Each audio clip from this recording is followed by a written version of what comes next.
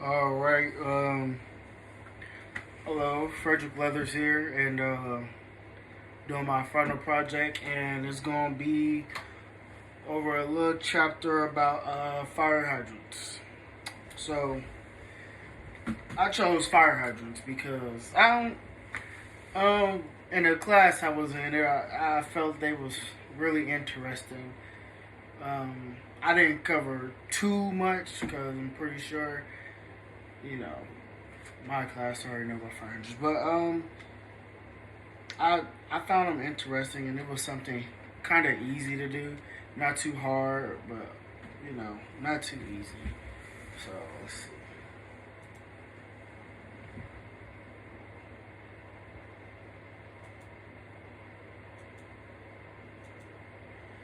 Okay, so what are fire hydrants used for? First off, um, most of the time, everybody know fire hydrants got water in them. We all know that. Um, what are they used for? Well, they're used for putting out fires, obviously. And for the most part, fire trucks, the fire departments, they use them when their engines uh, run out of water from themselves. And typically, I believe the fire department's engines, they carry about 500 gallons of water per minute, and when they run out, they pretty much use those fire hydrants for that extra supply of water to be able to finish putting out the fire that they was fighting. And another thing fire hydrants do is they keep the water around your area, around the city. They pretty much keep that water running effectively, smoothly throughout the city.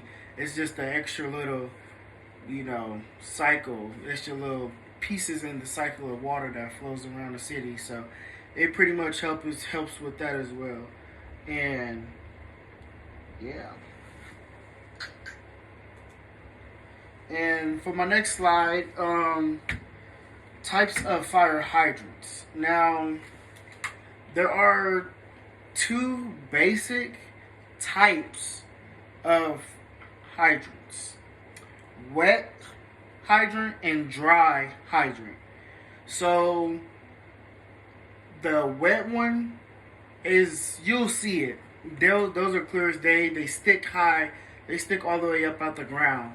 They're mostly in those hot, warm climates, hot weather. You know what I mean? And they can be in cold weather too. Don't get me wrong, but for the most part, they're in hot, warm, but they're in cold also. And the wet hydrants, the water in those fill all the way up to the top. And for the other one, the dry barrel fire hydrants, those are pretty much lower in the ground because those are more in the colder climate weathers, freezing.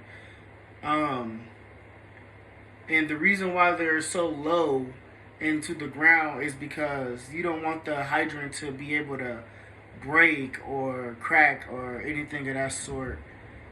Pretty much, you want it to be able to withstand that cold weather, that freezing weather. So when it's time to actually use that hydrant, you'll be able to uh, get the water supply that comes from it, and it keeps it from freezing too much when it's inside the ground more. And it's not. It's you can see it, but it's literally like sticking like halfway or a little under halfway out of the ground. And there are many different types of fire hydrants, and I believe based on whatever part of the world you live in, they're color coded differently. So I found a picture that's pretty much a general concept of what I mean by color coded fire hydrants. You have red, which I'm pretty sure everybody know about the red fire hydrants. And then you got orange, green, blue, which for the orange one, most people will say it kind of looks yellow. I think it looks yellow. But it's orange. But you can tell the difference between some orange ones and some yellow ones. You can.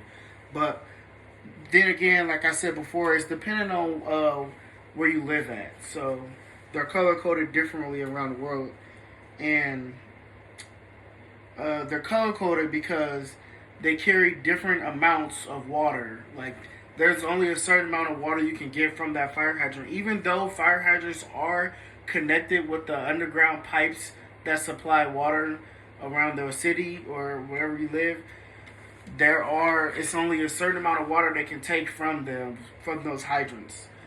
So, for example, for the red one carries about the same amount as the fire departments carry on their truck. So, the red one carries 500 gallons per minute, and then the orange ones carry 500 to 1,000 gallons per minute. It says 999, but I just won't say 1,000 today.